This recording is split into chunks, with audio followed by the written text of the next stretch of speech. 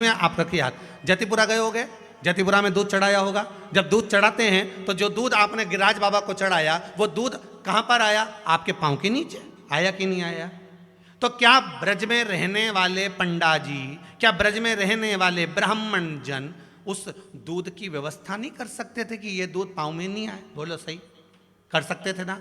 इतने साल हो गए, कर सकते थे, पर उन्होंने उस दूध की व्यवस्था क्यों नहीं करी? क्या कारण था कि उस दूध को, चढ़ने वाले दूध को पांव में ना आए, तुम्हारे शरीर पर ना आए और उसकी व्यवस्था कर दी जाए? क्यों नहीं करी?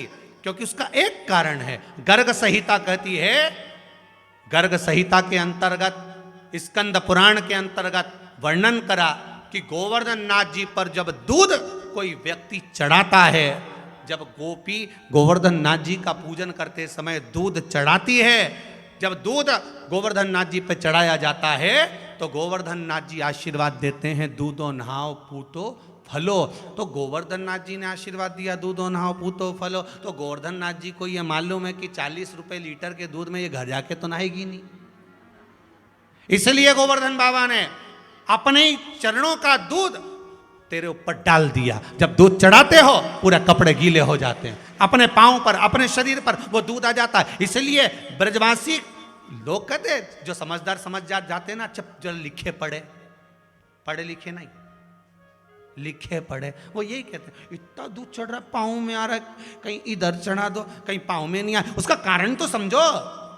ब्रजवासी कब की व्यवस्था कर देते, पर ब्रजवासियों ने नहीं करी व्यवस्था। उसका कारण है कि गिरिराज बाबा पे चढ़ा हुआ दूध तुम्हारे शरीर पर जब थोड़ा सा आता है तो गिरिराज बाबा कहते हैं दूधो नहाओ पूतो फलो। दूध में मैंने नहला दिया, घर जाकर पूतो फलो, मेरा आशीर्वाद है तुम्हारे साथ, जाओ अपनी जिंदगी मस्त होकर जियो। ये गिरिराज बाबा का आशीर्वाद है। और अगर गिरिराज जी आशीर्वाद दें दूधो नहाओ पूतो फलो, तो तुम में से कितनी माताएं हैं जो अपने घर पे आके 40 रुपए लीटर का दूध मंगवा, 10 लीटर, बाथरूम में बैठ के नहाए?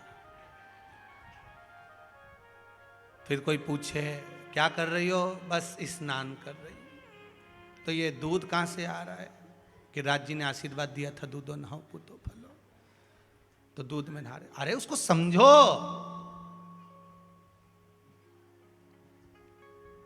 उसको समझो।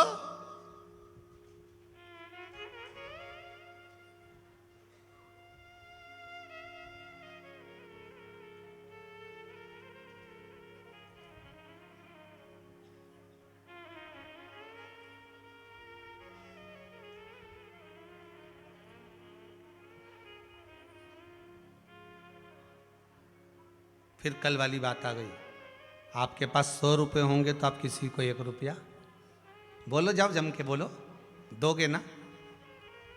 10,000 होंगे तो 2 रुपया तो दोगे ना? लाखों होंगे तो 50 रुपये तो दोगे ना? तुम्हारे पास में दिया जलाने के लिए जब तुम्हारे घर में दीपावली पर 50 दिए होंगे, घी भरा होगा, तभी तो तुम किसी को दीप दोगे ना?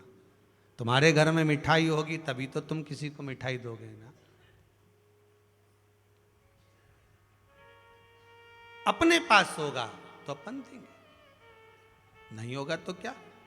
गिरिराज बाबा कह रहे हैं कि मेरे चरणों में आयो, इसलिए ब्रजमंडल में जाना, जतिपुरा में जाना, गोवर्धन नाथ जी पर जो दूध चढ़ता है उस दूध की कभी निंदा मत करना, बल्कि ब्रजवासियों को धन्यवाद देकर आना कि आप हमें दूध में नहलाकर भेज रहे हैं। जतिपुरा के उन पंडाओं को, जतिपुरा के उन ब्रजवासियों को, गोवर्धन नाथ जी के उन ब्रजवासियों को, गोवर्धन नाथ जी के उन पंडाओं को धन्यवाद देना, उनके चरण छूकर उनको प्रणाम कर कर साधुवाद देना कि हे ब्राह्मण जन, हे गोपाला होन, हे ब्रजवासियों, आपकी कृपा है जो आप हमें गिरिराज जी पर दूध चढ़ाने के बहाने हमको दूध में नहलाकर भेज रहे हो, बाबा का आशीर्वाद देकर भेज रहे हो कि हमारा सारा दुख धुल गया इस दूध के माध्यम से। सब जैसा हमारा दुख तकलीफ कष्ट गया।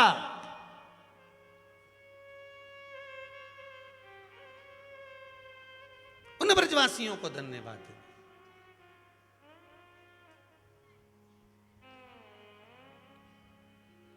इसीलिए कहते हैं वृंदावन वृंदावन वृंदावन गोवर्धन गोवर्धन गोवर्धन गोवर्धन गोवर्धन गोवर्धन गोवर्धन गोवर्धन